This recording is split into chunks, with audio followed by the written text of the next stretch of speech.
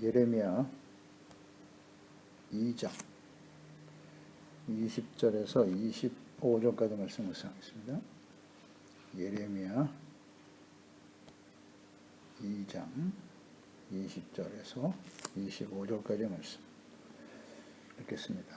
내가 옛적부터 내 멍에를 꺾고 내 결박을 끊으며 말하기를 나는 순종하지 아니하리라 하고 모든 높은 산 위에서와 모든 푸른 나무 아래에서 너는 몸을 굽혀 행음하도다. 내가 너를 순전한 참 종자 곧 귀한 포도나무로 심었거늘 내게 대하여 이방 포도나무의 약한 가지가 되면 어찌 되느냐. 주 여호와의 말씀이니라. 내가 잿물로 스스로 씻으며 내가 많은 비누를 쓸지라도 내 죄악이 내 앞에 그대로 있으리니 내가 어찌 말하기를 나는 더럽혀지지 아니하였다 바알들의 뒤를 따르지 아니하였다 하겠느냐. 골짜기 속에 있는 내 길을 보라. 내 행한 바를 알 것이니라.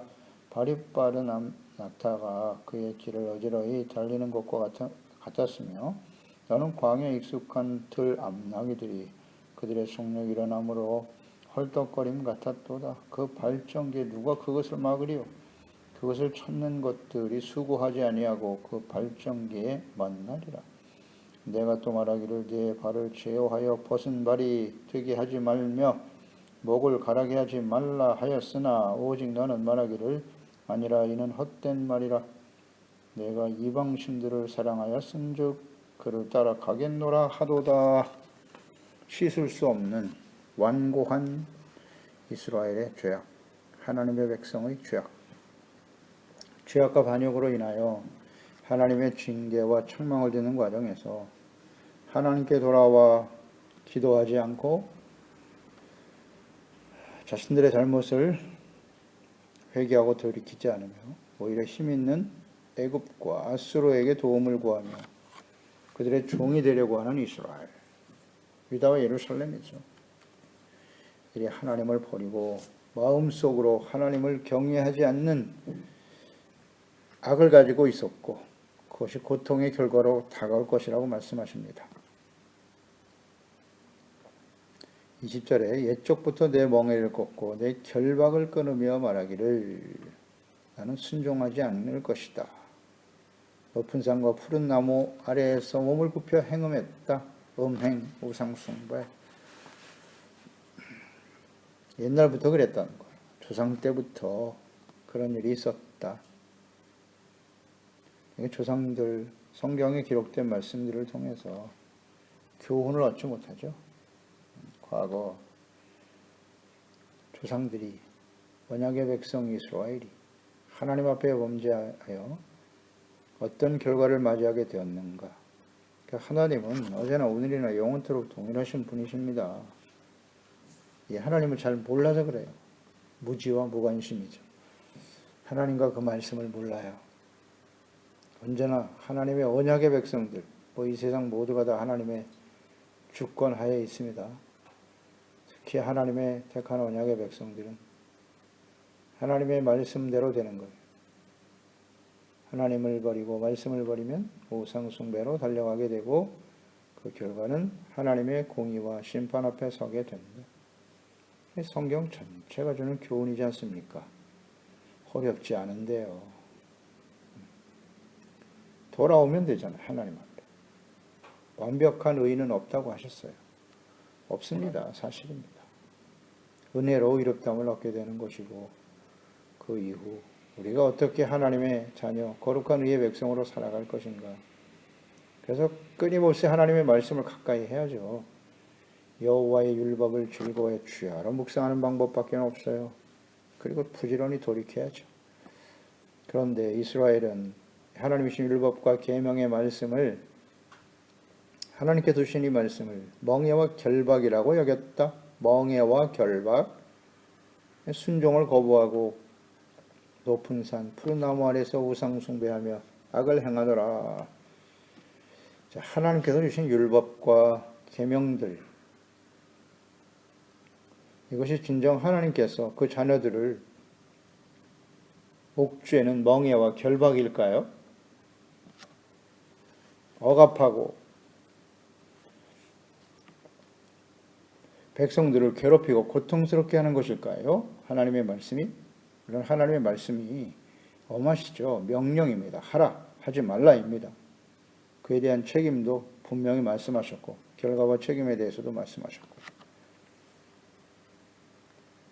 그러니까 하나님께서 그 백성들에게 주신 그 율법, 규례, 법도, 명령, 이것은 백성들이 생명과 번성을 위해서, 행복을 위해서 주신 말씀입니다. 억압하기 위해서, 고통스럽게 하기 위해서 주신 말씀이 아닙니다. 신명기 10장 12절 13절 이스라엘아, 내 하나님 여호와께서 네게 요구하는 것이 무엇이냐? 곧 하나님 여호와를 경외하고 그 모든 도를 행하고 그를 사랑하라. 마음을 다하고 뜻을 다하여 내 하나님 여호와를 섬겨라. 내가 오늘 내 행복을 위하여, 너의 행복을 위하여 너에게 명하는 여호와의 명령과 규례를 지킬 것이 아니냐? 하나님께서 주신 이 말씀은 행복을 위해서 주신 말씀이라고요. 주님이 요구하시는 게 뭐냐? 하나님을 경외하는 것이다. 내 그 마음에 하나님을 경외하는 것이 없는 백성들, 이스라엘, 그들은 이와 같은 모습으로 나타날 수밖에 없다는 거죠. 그래서 하나님과 하나님의 명령, 그 말씀을 멍해와 결박으로 여긴단 말이죠. 그러니까 그 마음속에 하나님을 사랑하는 마음이 없어요. 사랑. 하나님을 사랑하든지 아니면 자신의 정욕과 이기심이죠. 이기심과 정욕을 따라 살든지 세상을 더 사랑하는 거죠. 자기 자신의 욕망을 더 사랑하고 추구하는 사람들. 그러니까 행복이 있을 수 없어요. 하나님의 백성은 하나님을 사랑하는, 즉 하나님의 말씀을 듣고 지켜 순종하는 이 삶을 떠나서는 결코 행복이 없다. 없다. 속으면 안 돼요. 스스로 속여서도 안 되고, 우리가 하나님의 자녀가 된 이상 하나님과 그 말씀을 떠나서는 절대 행복이 없다. 하나님의 뜻이에요. 아니라고요? 인생을 더 살아보면 알겠죠. 살아온 나의 삶의 여정을 돌이켜보세요. 지금 나의 삶은 행복한가요? 왜 행복하지 못하죠? 가진 것이 없어서요? 상황이 나빠서? 운이 안 좋아서? 하나님과의 관계입니다. 마음에 왜 행복이 없느뇨? 하나님의 나라는 분명히 성령 안에서 의와 평강과 희락이라고 말씀하셨는데, 평안과 기쁨, 의가 수반되지 않으면 평안과 기쁨도 행복도 없어요. 신명기 30장 11절 16절에 내가 오늘 네게 명령하니 명령은 네게 어려운 것도 아니요 먼 것도 아니라고 하셨어요. 하늘에 있는 것이 아니니 내가 이르기를 누가 우리를 위하여 하늘에 올라가 그의 명령을 우리에게 가지고 와서 우리에게 들려 행하게 하려 할 것이 아니요, 이것이 다 바다 밖에 있는 것이 아니니 내가 이르기를 누가 우리를 위하여 바다를 건너가서 그 명령을 우리에게로 가지고 와서 우리에게 들려 행하게 하려 할 것도 아니다. 오직 그 말씀이 내게 매우 가까워서 내 입에 있고 내 마음에 있은즉 내가 이를 행할 수 있느니라. 보라, 오늘 생명과 복과 사망과 화를 내 앞에 두었나니 곧 내가 오늘 네게 명령하여 하나님 여호와를 사랑하고 그 모든 길로 행하여 그 명령과 규례 법도를 지키라 하는 것이다. 그리하면 내가 생존하며 번성할 것이요 또 내 하나님 여호와께서 내가 가서 차지할 땅에서 내게 복을 주실 것임이니라. 아멘. 억압, 결박, 멍해입니까? 아니라잖아요. 하나님의 말씀은 어려운 것도 아니에요. 먼 것도 아니라고요. 우리 마음에, 우리 입에 있고 마음에 있다. 얼마든지 행할 수 있다는 것입니다. 행할 수 없는 무거운 멍해와 결박을 우리에게 씌우시는 겁니까? 하나님의 말씀이 우리가 지킬 수도 없는 걸 하라고 하시나요? 이렇게 생각을 하는 것 자체가 하나님의 백성들이 하나님을 멀리하고 하나님을 버리게 되는 원인이 된다는 거예요.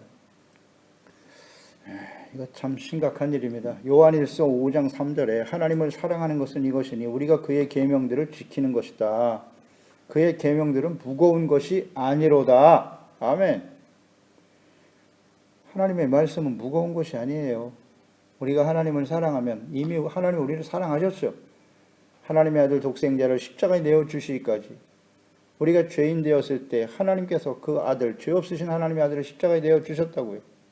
그래서 우리의 죄를 용서해 주셨잖아요. 의롭다함을 얻게 하셨죠. 영화로운 하나님의 자녀가 되게 하셨지 않습니까? 그 하나님의 사랑을 맛본 사람들이 그 하나님을 사랑한다면 이 계명은 결코 무거운 것도 아니고 우리가 지킬 수 없는 말씀도 아니에요. 그러니까 하나님의 말씀에 대한 태도가 어떠한가? 뭔가 나를 억압하고 구속당하는 것 같고, 어떻게 다 이 세상에 살면서 하나님의 말씀대로 살 수 있어? 말씀이 나를 힘들게 합니까? 언제부턴가 무거운 결박으로 느껴집니까? 멍해로 느껴지나요? 이것이 하나님을 떠난 증거입니다. 증거이에요. 하나님 앞에 나와서 말씀 묵상하고 기도하고 주님의 말씀을 따라 순종하는 것이 언제부턴가 멍해로 느껴지고 결박처럼 나를 옥죄고 불편하게 만드는 일일까요? 그렇다면 어떻게 해야 하나요? 그건 하나님을 사랑하고 있지 않아요. 지금 하나님께 등을 돌리고 있는 상태입니다. 하나님의 말씀을 떠나버린 거예요. 뭐 이런저런 핑계를 대고 합리화시키려고 하지 말고 하나님께 돌아와야 될 거 아니에요. 주여! 내 마음속에 성령께서 사랑을 부어주사 주님의 사랑이 내 마음속에 흘러 넘쳐나게 하시고 의의 삶이 회복되게 하시고 이런 기도를 드려야죠. 이런 기도를 드려야죠. 참된 행복이 어디서 오는 것입니까? 하나님과의 관계 회복이잖아요. 상황이 좋아지고 이런 환난과 시련들이 속히 떠나게 하시고 나에게 고통을 주는 사람을 내게서 멀리하게 하시고 그래서 행복이 찾아올까요? 하나님을 몰라요. 말씀을 몰라요. 하나님의 뜻이 어떠하신지를 알아야 될 것 아닙니까? 이스라엘 백성들이 이걸 모르고 있었단 말이에요. 그러니까 힘 있는 아수르, 힘 있는 애굽을 찾아가서 그 시련과 어려움을 극복해 보겠다고 의지하고 몸부림치고 있다. 하나님께 돌아올 생각은 안 하고 그 시대나 이스라엘 그 이후의 역사나 오늘날 시대의 우리의 모습과 동일하죠. 교회와 그리스도인들이 말이죠. 이런 시련과 어려움이 다가왔을 때 참된 행복이 어디 있는가를 깨닫게 해주시는 거지 않습니까? 이걸 몰라요. 안타까운 일입니다. 하나님의 말씀에 대한 태도, 말씀 듣는 게 부담입니까?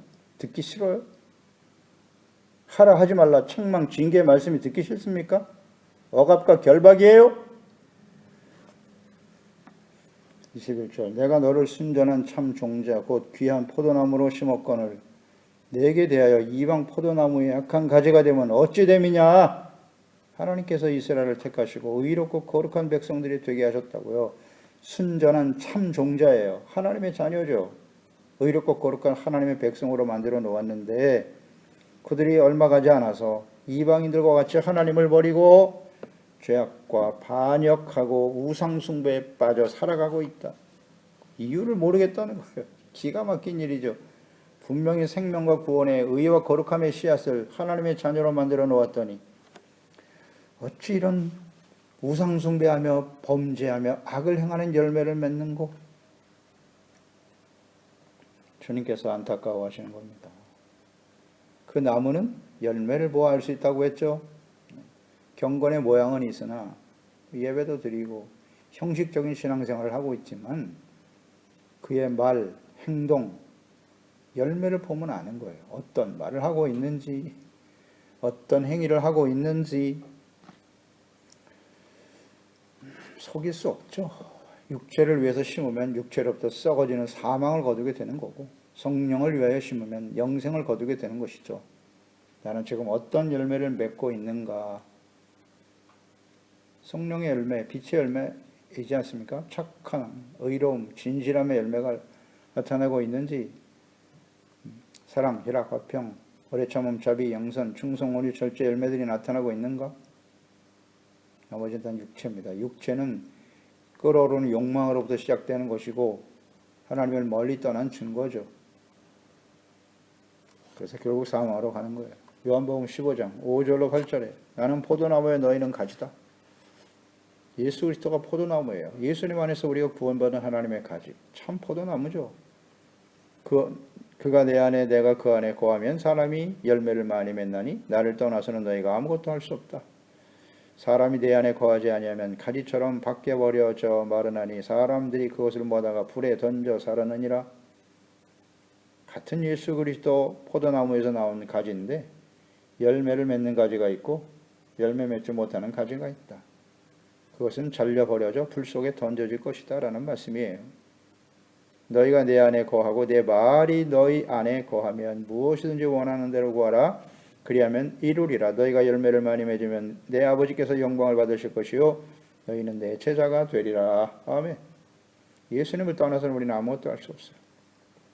그렇기 때문에 끊임없이 그리스도 안에서 예수 그리스도의 말씀이 진리임을 깨닫고 부지런히 배우고 또 그 말씀을 순종하고 사랑이 동기가 돼야 돼요. 사랑이 없으면 이렇게 부담이 되는 거예요. 멍에와 결박이 되더라. 그렇지 않습니까? 남녀가 너무너무 뜨겁게 사랑해서 결혼하여 가정을 이뤘는데 언제부턴가 서로에게 결박이 되더라. 묶여서 억지로 어쩔 수 없이 끊임없이 자기를 옥죄고 억압하는 그런 상대가 되었도다. 왜 그렇게 되었죠? 그래서 더 이상 견딜 수 없어 갈라질 수밖에 없더라. 왜 그렇게 됐어요?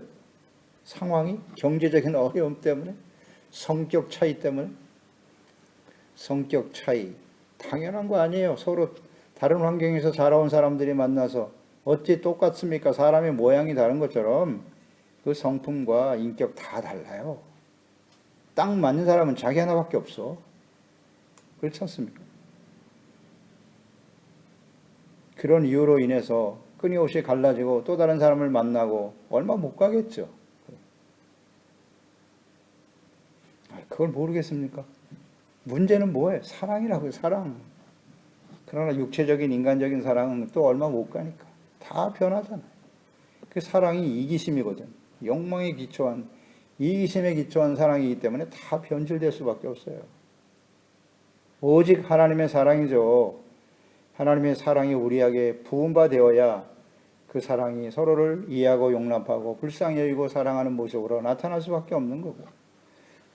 사랑을 구해야지. 사랑을, 믿음, 소망, 사랑, 이 세 가지는 항상 있을 것인데 하나님께 대한 믿음, 하나님과 그 말씀에 대한 소망, 하나님의 말씀이 이루어지는 것이 우리의 소망이 되어야 하는 것이고, 하나님을 사랑하는 거죠.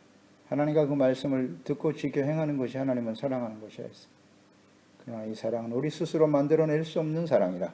앞에 성령이 우리에게 사랑을 부어주시도록 거기에 집중하고 기도해야 되는 거예요. 예수님께서 우리에게 십계명, 구약의 율법을 한 문장으로 요약하셨지 않습니까? 새 계명, 내가 너희를 사랑한 것 같이 너희도 서로 사랑하라. 너희가 서로 사랑하라고. 주님의 사랑으로 사랑하라는 건데 그게 가능합니까? 아니요. 어떻게 해야 돼요? 구해야 될 거 아니에요. 주여, 내 심령 속에 하나님의 사랑을 부어주소서. 먼저 우리 가까이 있는 남편과 아내, 부모와 자녀, 우리 가족들을 진심으로 사랑하게 하시고 그리스도 예수 안에서 만난 하나님의 자녀인 그리스도의 몸된 교회 안에 우리 시제와 형제와 이웃들을 사랑할 수 있게 도와주세요. 이 기도를 해야 되는 거예요. 이게 핵심이에요. 사랑이 없으면 신앙생활도 결박이 되고 가정도 남편과 아내도 결박과 멍해일 뿐이에요. 자식도 마찬가지. 말로는 사랑한다고 하겠죠. 어떤 열매를 맺으며 살아가는가를 잘 생각해야 돼요. 예수 그리스도 안에서, 말씀 안에서, 성령 안에서만 가능하다. 나는 지금 어떤 열매를 맺고 있나요? 어쩔 수 없이 세상을 살아갑니까? 신앙생활도 어쩔 수 없이 끌려다니는 거예요. 멍에에 끌려서 이끌려가는 짐승들처럼 그렇게 신앙생활 하려고 하고 있지는 않나요? 억지로, 어쩔 수 없어서 사랑의 마음으로 사랑을 해본 사람은 알겠죠. 그 사랑이 우리를 얼마나 열정적으로 만드는지. 사랑이 문제입니다. 이걸 기도해야 돼요. 어떤 열매를 맺고 있는가? 사랑은 기쁨이에요. 22절 주 여호와의 말씀이니라. 내가 잿물로 스스로 씻으며 내가 많은 비누를 쓸지라도 내 죄악이 내 앞에 그대로 있을 거야. 인간의 수단으로는 죄를 씻을 수 없다는 것입니다. 그 어떤 것으로도 의롭고 정결하게 할 수 없는 죄. 출애굽기 30장 10절이잖아요. 아론이 1년에 한 번씩 이 향단불을 위하여 속죄하되 속죄의 피로 1년에 한 번씩 대대로 속죄할지니라. 이 제단은 여호와의 지극히 거룩하니라. 하나님께서 죄를 씻음 받을 수 있는 길을 여셨는데 그게 제사법이잖아요. 동물의 피를 흘려라. 피는 생명입니다. 생명. 죄로 인해서 죽어야 할 죄의 삭은 사망이에요. 자신이 죽지 않고 동물에게 그 죄를 전가시켜서 동물이 대신 죽어 피 흘림으로써 우리가 죄의 용서함을 얻고 생명을 얻게 되더라는 거죠. 피 흘림이 없이는 죄사함이 없다. 하나님 만드신 제사법이에요. 이 동물의 피가 이제는 예수님의 피로 바뀌었죠. 에베소서 1장 7절에 우리는 그리스도 안에서 그의 은혜의 풍성함을 따라 그의 피로 말미암아 속량 곧 죄사함을 받았느니라. 히브리서 9장 12절 염소와 송아지의 피로 하지 아니하고 오직 자기의 피로 영원한 속죄를 이루사 단번에 성소에 들어가셨느니라. 하나님의 아들, 죄 없으신 하나님의 아들 예수께서 십자가의 제물이 되셨어. 동물의 피가 아닌 하나님의 아들이 흘린 그 피로 말미암아 모든 사람들의 죄를 용서해 주시다. 이 세상 그 어떤 종교, 철학, 사상, 주장 그것으로도 사람의 죄를 씻을 수 없어요. 오직 하나님의 어린 양 예수 그리스도의 피만이 우리의 죄를 씻을 수 있도다. 예수님의 피가 우리의 죄를 씻을 수 있다는 것은 무슨 의미입니까? 예수님이 십자가에 죽은 것처럼 나도 그리스도와 함께 십자가에 못 박혔나니 우리의 욕망으로 시작되는 교만으로 일어나는 모든 죄악을 깨닫고 돌이켜 예수님과 함께 십자가에 못 박는 걸 버려야 돼요. 끊임없이 못 박아야 돼요. 그래야 그 예수 그리스도의 보혈로 우리가 씻음을 받게 되는 거예요.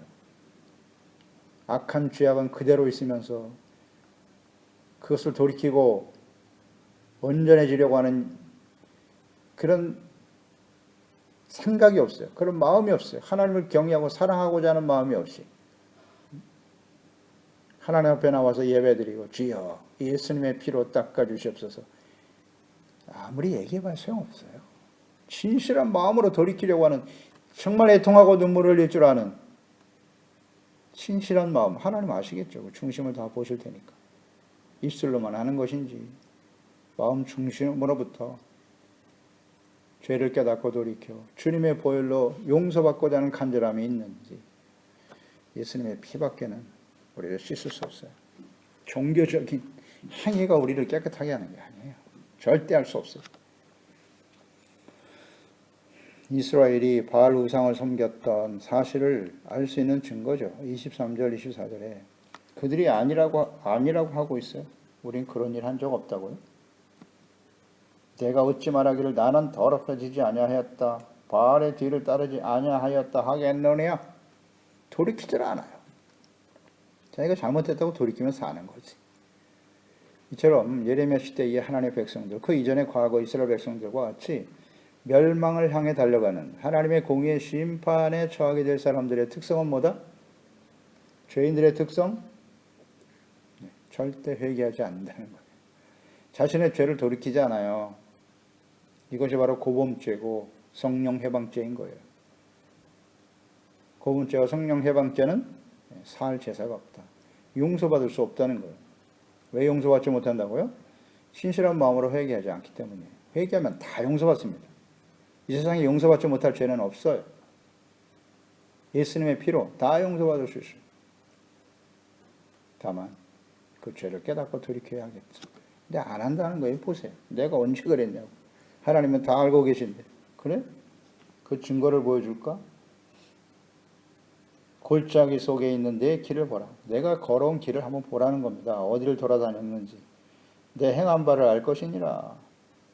발이 빠른 암낙타가 그의 길을 어지러이 달리는 것과 같더라. 다 알고 계시다는 거예요. 내가 지금까지 살아온 길을 하나님이 다 알고 계신데 내가 지금까지 살아온 길을 한번 잘 봐봐. 이거 어떻게 속일 수 있겠습니까? 우리 걸어온 길을 보라는 거예요. 어떤 삶을 살았는가를 보면 그 사람이 오늘 현재 나의 모습이겠죠. 과거 어떤 삶을 살았는가를 잘 봐야죠. 그걸 모르고 자기 자신도 스스로 속이고 있어요. 속일 수가 없습니다. 요즘도 범죄를 숨기려고 하겠으나 그래서 뭐 CCTV로 열어보면 다 나와요. 어떤 과정을 통해서 어떻게 그 범죄 현장에 들어가서 죄를 지었는지. 요즘 뭐 다 드러나지 않습니까? 그런데 하나님의 눈을 피할 수 있을까요? 뭐 CCTV 사각지대도 있겠죠. 그래서 범죄를 숨기려고 하겠지만 하나님 앞에서 그게 숨겨지겠습니까? 우리가 하나님 앞에 드러나서 서게 되면 우리의 지나온 모든 여정이 막 그대로다 동영상으로 나타날 겁니다. 나타날 거예요. 뭐 속일 수가 없습니다. 고개를 들 수가 없죠. 하나님 앞에서. 그래서 부지런히 우리에게 생명이 있을 때, 아직 살아있는 동안에 하나님의 말씀을 통해서 내가 어떤 길을 가고 있는가, 하나님의 길을 따르고 있는가를 부지런히 살피고 돌이켜야 돼요. 이 기회를 놓치면 안 됩니다. 돌아온 길을 한번 보라는 거예요. 발이 빠른 어린 낙타가 어지럽게 다니는 것처럼 또 들의 암나귀가 발정이 나서 헐떡거리는 것 같이 우상을 향해 달려가는 유다와 예루살렘 백성들. 그 누구도 제어하고 막을 수가 없는 상태예요. 막을 수가 없어요. 그냥 달려가는 거예요. 습관적으로 죄를 짓고.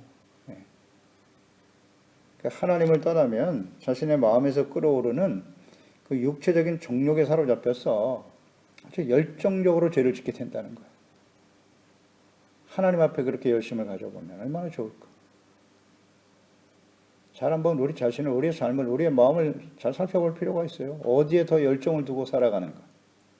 하나님의 말씀을 묵상하고 경건의 삶에 대해서 열심을 품고 있는지, 아니면 잠시 있다 썩어져 버릴 육체 정욕과 안목의 정욕과 이 세상의 자랑을 쫓아 거기에 더 많은 열정을 가지고 살아가고 있는지, 마음의 중심이 어디에 있는지 하나님 아시겠죠. 자기 자신도 알고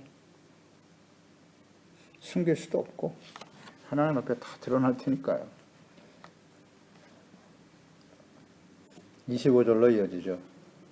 내가 또 말하기를 내 발을 제어하여 벗은 발이 되게 하지 말며 목을 가라게 하지 말라 하였으나 오직 너는 말하기를 아니다. 이는 다 헛된 말이야. 내가 이방신을 사랑하였은즉 그를 따라 가겠노라 하도다. 이게 하나님의 백성들이 이런 모습을 가지고 있어. 내 발을 제어하여 벗은 발이 되지 말라. 죄를 짓지 말라는 거잖아요. 목을 가라게 하지 말라. 세속적인 욕망에 목말라 하며 살아가면 안 된다고 분명히 말씀하셨는데, 이게 말을 안 들어요. 자신의 욕망에 목말라 하며 절제하지 못하는 이 하나님의 백성들이란 말이에요. 이들이 하나님의 백성이에요. 구원의 언약, 하나님의 그들에게 계시하시고 말씀하시고 하나님의 보호하심과 인도하심과 은혜 가운데 살아왔던 하나님의 백성들이 말입니다. 이런 모습을 가지고 있더라.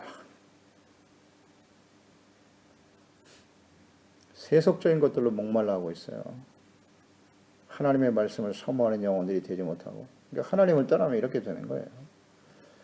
잠언서 6장 16절 21절에 여호와께서 미워하시는 것 곧 그 마음에 싫어하는 것이 17가지가 있는데 교만한 눈, 거짓된 혀, 무지한 자의 피를 흘리는 손, 악한 계교를 꾀하는 마음과 빨리 악으로 달려가는 발이다 그랬잖아요.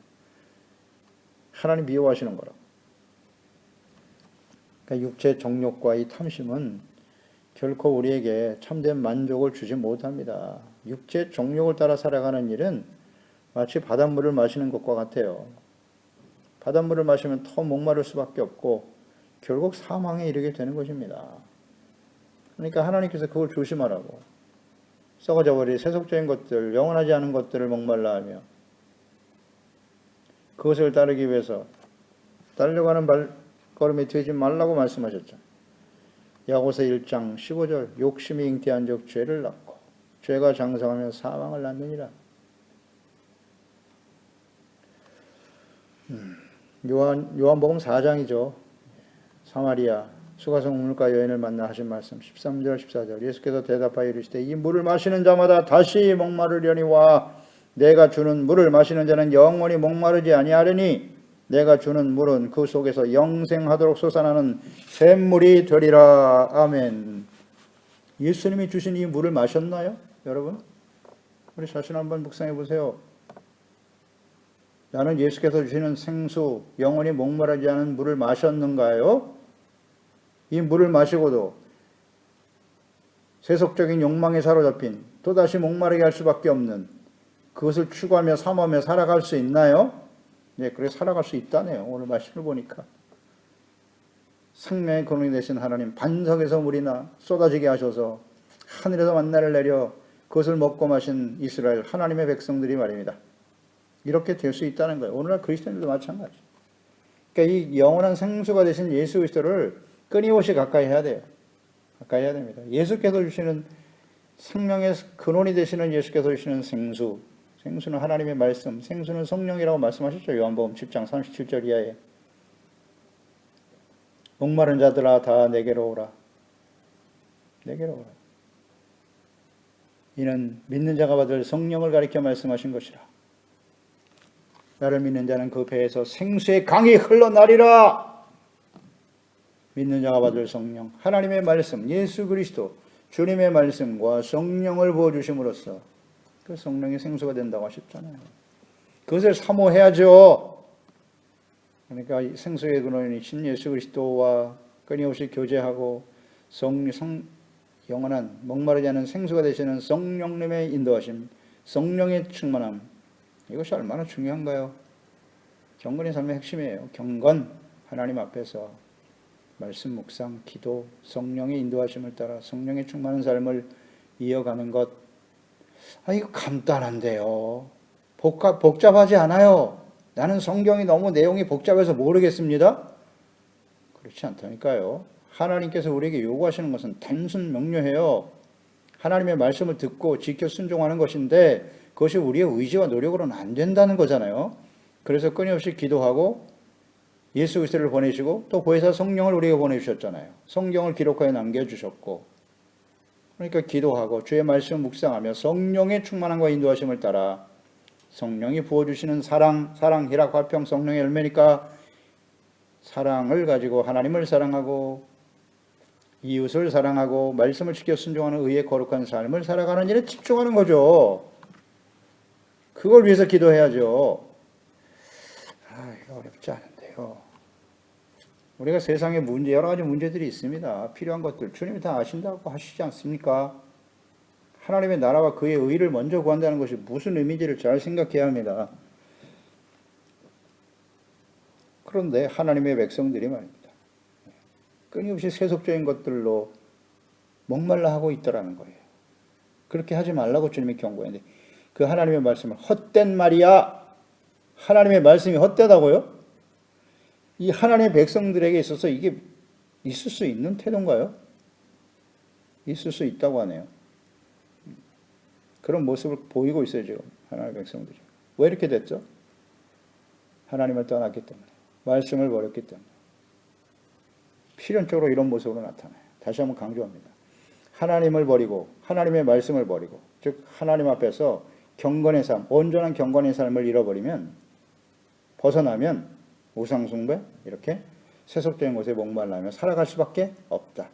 하나님의 말씀이 언제부턴가 나에게 무거운 결박으로, 나를 억압하는 말씀으로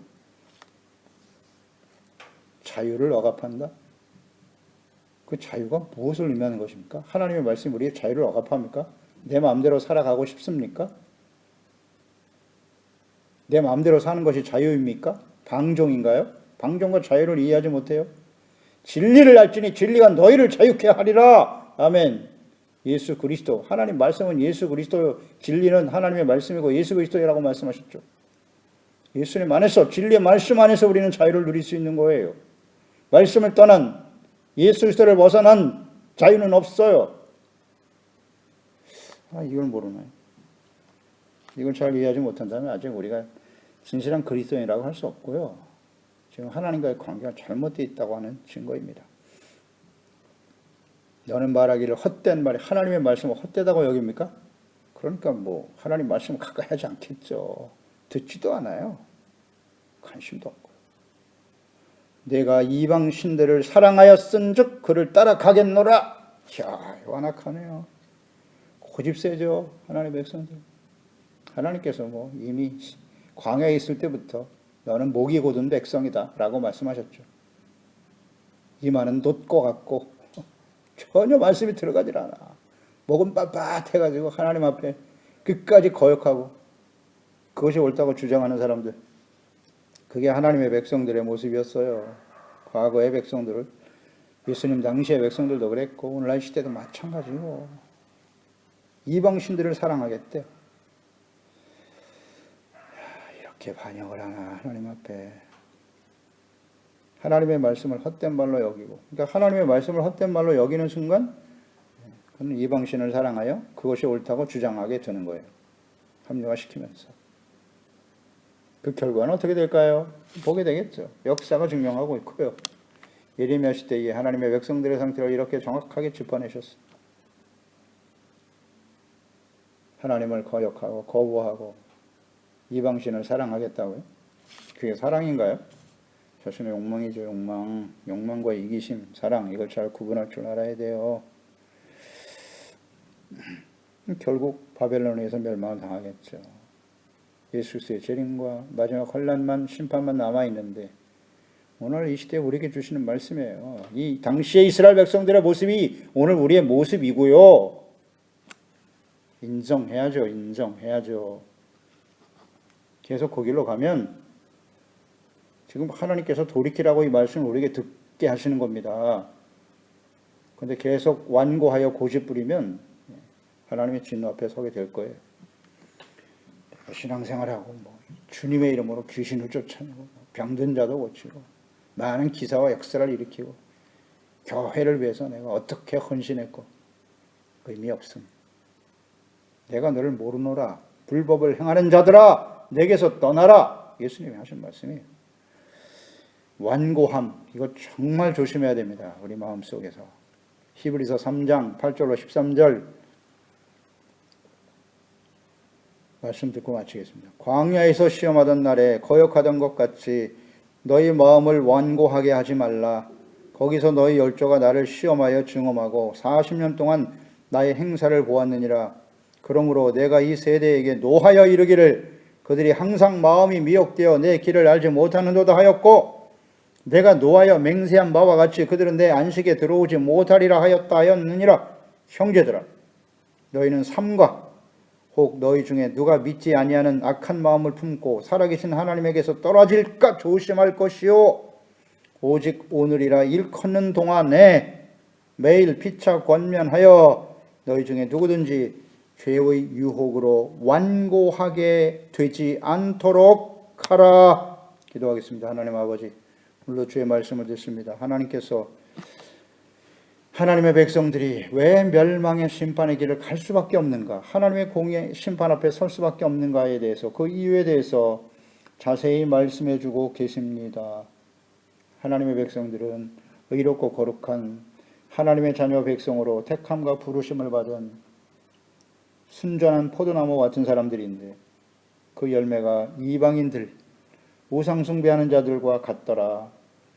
하나님을 사랑하기보다는 헛되고 욕망에 사로잡힌 우상과 이방신들을 따르는 일에 더 열정적으로 헌신하더라는 거죠.